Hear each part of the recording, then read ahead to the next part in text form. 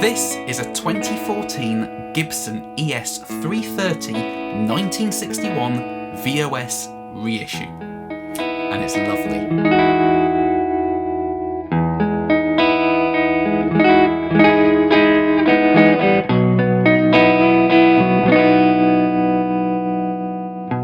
VOS stands for Vintage Original Specification, which means that this guitar was made in Memphis in exactly the same way as they were back in 1961. So the construction inside is all identical, the necks glued in with hide glue just like they were back in the day, and all the other tweaks that I would typically make to a guitar, putting in 550k pots rather than 500k pots, putting in Sprague Bumblebee capacitors, things like that. Gibson have already done it. It's all already inside, so they've saved me a massive job.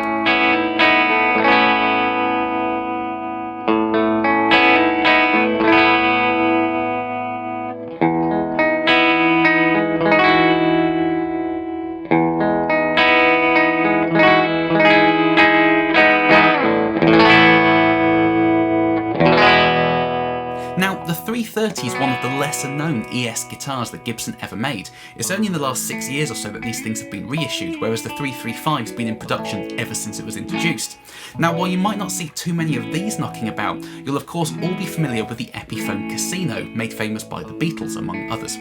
And this is pretty much exactly the same. The specifications are dead on, just one's made by Gibson, the other by Epiphone.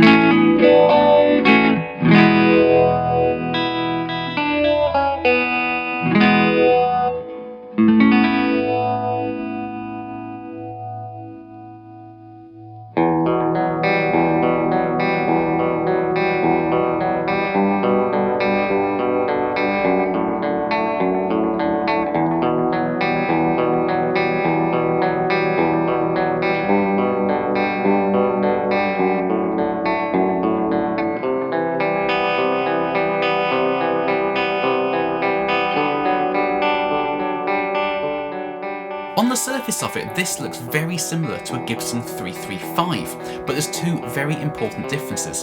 Firstly, the 335 has humbuckers, this has P90 pickups, and also the 335 has a centre block of wood running down the middle of it, whereas this one is completely hollow. Now, as a result, this guitar is slightly more prone to feeding back.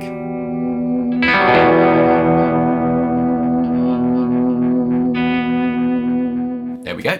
And also, it doesn't sustain quite as well as the 335. But as a result of being completely hollow, it has an absolutely gorgeous, warm, organic, woody tone.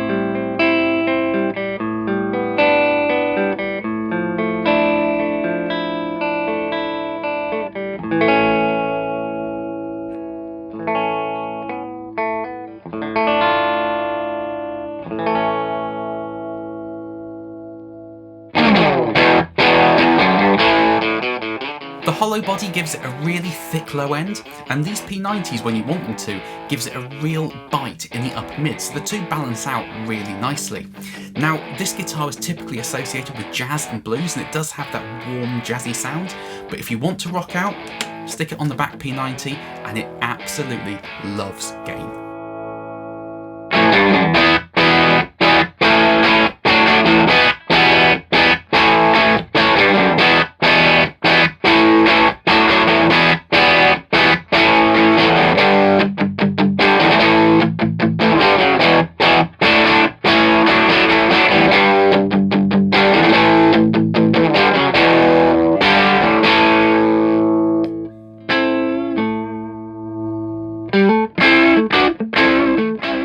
So it's got the bite, it's got the body, and it's got the beauty. I think this is one of the best looking guitars ever made. But most importantly, it's just cool. It's always right on the edge of feeding back, which if you're not used to a completely hollow guitar, does take a little bit of getting used to. You do have to control it with the volume controls, but once you master it, it's completely alive. And I absolutely love this thing.